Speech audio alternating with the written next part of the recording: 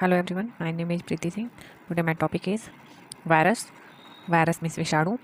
Virus का आज हम पूरा देखेंगे कि क्या होता है. वायरस अति सूक्ष्म परजीवी है जो सजीव कोशिकाओं में गुणन करते हैं और इनका अध्ययन जीव विज्ञान की शाखा विषाणु विज्ञान या वायरोलॉजी के अंतर्गत किया जाता है. विषाणु की खोज रूसी वैज्ञानिक इवानोव्स्की ने 1892 में तंबाकू के मोज़ैक रोग टोबैको मोज़ैक डिजीज के अध्ययन में से की थी. विषाणु नाम बेंजेरिक ने प्रतिपादित किया था और डब्ल्यू स्टैनले ने विषाणुओं को रवो या क्रिस्टल के रूप में प्राप्त किया था. ये क्वेश्चन बार बार पूछा जाता है कि विषाणु को रवो के रूप में या क्रिस्टल के रूप में किसने प्राप्त किया था. तो डब्ल्यू स्टैनले ने. इस महत्वपूर्ण कार्य हेतु इन्हें नोबेल पुरस्कार से सम्मानित किया गया था. और विषाणु विज्ञान में खोजे गए कुछ महत्वपूर्ण खोजें, वैज्ञानिक नाम और क्या उन्होंने डिस्कवरी की उसके बारे में बात करेंगे. एडवर्ड जेनर ने चेचक का टीका खोजा था. डीजे इवानोव्स्की ने विषाणु की खोज की थी. ए मेयर ने तंबाकू मोज़ैक रोग की खोज की थी. लुईस पास्चर ने रेबीज का टीका खोजा. लाफ्लर एवं फ्राश ने पहला रोगजनक विषाणु खुरपका और मुंहपका विषाणु की खोज की. ए आई सैक्स ने इंटरफेरॉन की खोज की. हर्सेज एवं चेज ने विषाणु का संक्रामक भाग न्यूक्लिक अम्ल खोजा. डब्ल्यू एम स्टैनले ने विषाणु का क्रिस्टलीकरण किया. फिर उसके बाद से ए लॉफ एंड ई वॉलमैन ने टेम्परेट फेज या प्रोफेज की खोज की. जे साल्क ने पोलियो का टीका खोजा. सैफरमैन तथा मॉरिस ने नीलहरी शैवाल भुजी विषाणु की खोज की थी. आर फ्रैंकलिन, ए क्लर्क तथा केसी होम्स ने टीएमवी की सूक्ष्म रचना खोज की थी. आर एल सिमर ने एक कुंडली डीएनए युक्त कोलीफेज 5x174 की खोज की थी. ए एस ब्रैनर तथा उनके साथी ने जीवाणु भोजी विषाणु T2 की खोज की थी. टू मॉन्टेनियर, आर गैलो तथा उनके साथी ने एड्स विषाणु की खोज की थी. डी बेको ने कैंसर के जनक विषाणु की खोज की थी. ये हमने देख लिया कि किसने कौन सा खोज की थी. अब उसके बाद से देखेंगे कि विषाणु के मुख्य लक्षण कौन कौन से हैं. विषाणु के मुख्य लक्षण में पहला है विषाणु अकोशिकीय असेलुलर अति सूक्ष्म कण हैं. विषाणु को केवल इलेक्ट्रॉन सूक्ष्मदर्शी द्वारा देखा जा सकता है. ये जीवाणु से भी छोटे होते हैं. विषाणु पूर्ण रूप से परजीवी होते हैं तथा इनमें अंतःकोशिकीय परजीवी के रूप में पाए जाते हैं. विषाणु रासायनिक रूप से न्यूक्लिक अम्ल एवं प्रोटीन्स के बने होते हैं. न्यूक्लिक अम्ल डीएनए अथवा आरएनए होता है.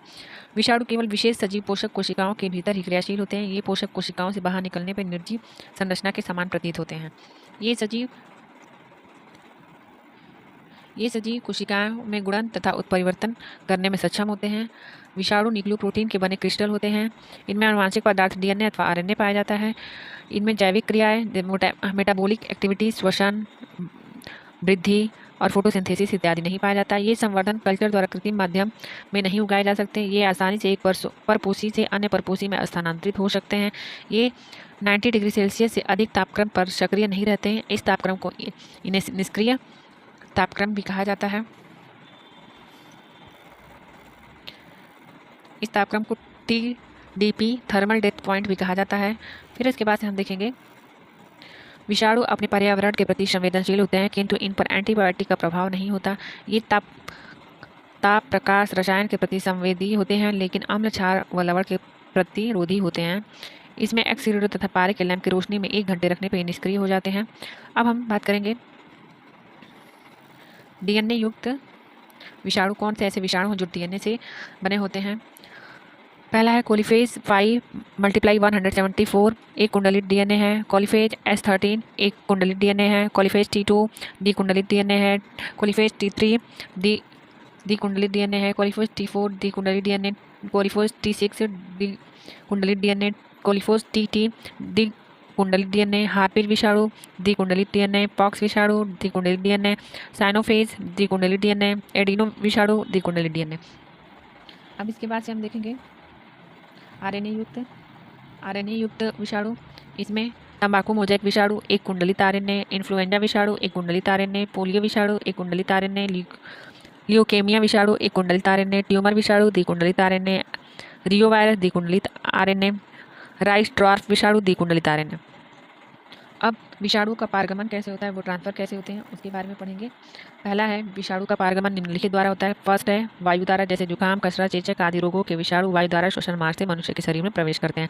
संक्रमित भोजन तथा पेयजल द्वारा, उदाहरण हेपेटाइटिस, पोलियो आदि। मूत्रजनन मार्ग द्वारा, उदाहरण एड्स और HIV वायरस। संक्रमित जानवरों के काटने से, रेबीज वायरस।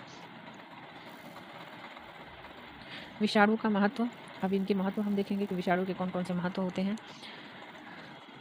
विषाणु टीके के स्रोत होते हैं जिससे संक्रमण को रोका जा सकता है। चिकित्सीय अनुसंधानों में विषाणु के उपयोग वेक्टर के रूप में होता है। अतिसार और पेचिश, आर्थ्रोपोड कोलाइटिस उत्पन्न करने वाले जीवाणु को नष्ट करके रोग निवारक के लिए T2 विषाणु का उपयोग किया जाता है। एड्स विषाणु क्या होते हैं? एड्स एक्वायर्ड इम्यूनोडिफिशियेंसी सिंड्रोम, ये इसका फुल फॉर्म है। एक संक्रामक विषाणु है। यह जनित रोग है। एड्स के विषाणु को विभिन्न नामों से जाना जाता है, जैसे HTLV third, human T cell lymphocyte virus third, या LAV लिम्फोडिनोपैथी एसोसिएटेड वायरस, या HIV human immunodeficiency virus. ARV AIDS related retrovirus. AIDS विषाणु में एक कुंडलित RNA होता है जो प्रोटीन के आवरण से घिरा होता है तथा यह एक रेट्रोवायरस है। इसके द्वारा मानव में रोगों की प्रतिरोधकता की शक्ति समाप्त हो जाती है। जीवाणु भोजी। अब हम वायरस कैसा होता है उसका फिगर थोड़ा सा देख लेते हैं। ये वायरस है, वायरस का ये फिगर है। वायरस में ये हेड है और ये स्टीथ है, ये टेल फाइबर्स है और ये आपके कॉलर है।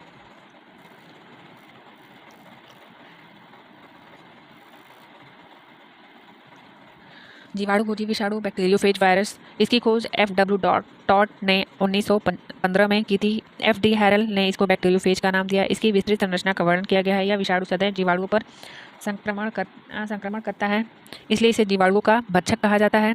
इसका आकार भेग शिशु के समान होता है तथा इसके अंदर द्विकुंडलित DNA पाया जाता है जो एक प्रोटीन आवरण से ढका रहता है। इसकी पूंछ लगभग 1000 से 250 एंगस्ट्रॉम लंबी होती है। इसके मध्य में एक खोखला कोर होता है। पूंछ के चारों ओर संकुचित प्रोटीन पूंछ आवरण होता है। पूंछ के अंत में आधारीय प्लेट कोड़ीय रूप पाई जाती है। इस आधारीय प्लेट में 6 पूंछ तंतु टेल फाइबर्स निकलते हैं। ये तंतु जीवाणु की सतह पर चिपकने में सहायता करते हैं। पूंछ आवरण में अंतिम सिरे पर स्रावित एंजाइम जीवाणु की भित्ति के छिद्र उत्पन्न कर देते हैं, जिसमें से फेज का DNA जीवाणु की कोशिका में प्रवेश कर जाता है। ई कोलाई जीवाणु पर पाए जाने वाले जीवाणु भोजी कोलीफेज कहलाते हैं। इनके विभिन्न विभेद खोजे जा चुके हैं, जैसे T1, T2, T3, T4, T6 तथा T7 कहा जाता है। अब हमने जीवाणु भोजी बैक्टीरियोफेज वायरस के बारे में पढ़ा और ये बैक्टीरियोफेज का फिगर है जिसमें ये इसके टेल्स फाइबर्स होते हैं और ये इसी के आकार में ये फैले होते हैं। फिर ये कोलर होता है, ये हेड होता है, ये सीट होती है। अब वायराइड्स किसे कहते हैं? वायराइड्स, इसकी खोज T.O. डाइनर ने की। वायराइड्स केवल एक कुंडली DNA RNA के बने होते हैं। इसमें प्रोटीन का आवरण नहीं पाया जाता है। वायराइड सबसे सूक्ष्म रोगजनक होते हैं। डाइनर तथा रेमंड ने सर्वप्रथम बताया कि पोटैटो स्पिंडल ट्यूबर रोग जो होता है वो स्वतंत्र RNA से उत्पन्न होता है तथा इन कणों को इन्होंने वायराइड्स का नाम दिया था। अब प्रियॉन्स के बारे में देखेंगे। प्रियॉन्स क्या होते हैं? प्रियॉन्स प्रोटीन के बने कण होते हैं जो रोग उत्पन्न करते हैं। प्रियॉन्स का नाम प्रूशिनर ने दिया था। ये भेड़ के स्क्रैपी रोग का कारण है। प्रियॉन्स से केंद्रीय तंत्र का कुरु रोग होता है।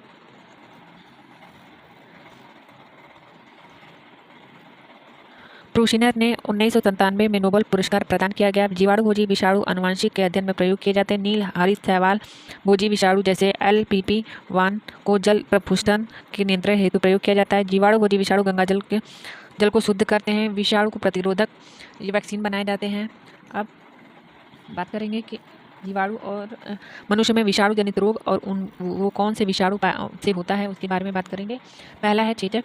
चेचक जो होता है वो वैरियोला विषाणु से होता है। कैटेरल पीलिया ट्राइकोना विषाणु से, डेंगू ज्वर विषाणु से, कंजक्टिवाइटिस की अतिवृद्धि हेपेटाइटिस विषाणु से, केंद्रीय तंत्रिका तंत्र का एक संक्रामक रोग जिसमें मस्तिष्क का केवल दूसरा पदार्थ ग्रसित होता है, एनसीफ्लेलाइटिस विषाणु से, सामान्य सर्दी, कोरिजा विषाणु से, खसरा मॉम्स विषाणु से, हाइड्रोफोबिया रेबीज विषाणु से, इन्फ्लुएंजा विषाणु से, हर्पीज विषाणु से, पोलियोमाइलिटिस विषाणु से, एड्स विषाणु से होता है। अब हम पादपों में उनके रोग के नाम देखेंगे और रोग का नाम देखेंगे और पादप का नाम देखेंगे। पहला है तंबाकू मोज़ेक रोग तंबाकू में पाया जाता है। पपीते में पत्तियों की ऐंठन, पपीता केले की पंछी टॉप केला में ये रोग पाया जाता है। टमाटर में पंथियों की ऐंठन, टमाटर में आलू मोज़ेक, आलू में गन्ने की मोज़ेक, गन्ना में आलू की पत्तियों का मुड़न, आलू में मूंगफली के रोडेट मूंगफली, गन्ने के रतून स्टंट, गन्ना, नींबू में स्ट्रेजा नींबू। अब हम वे वायरस जो प्लांट को इन्फेक्टेड करते हैं उसे फाइटोफैजनी कहते हैं। वे प्लांट जो एनिमल को इन्फेक्टेड करते हैं जूफैजनी कहते हैं। और वे वायरस जो बैक्टीरिया को इन्फेक्टेड करते हैं फैजनी कहते हैं। Thanks for watching, please like share and subscribe, thank you. ये कंटेंट का पार्ट था, दूसरा पार्ट आपको ऑब्जेक्टिव क्वेश्चन के दूसरे पार्ट में आएगा। Thank you.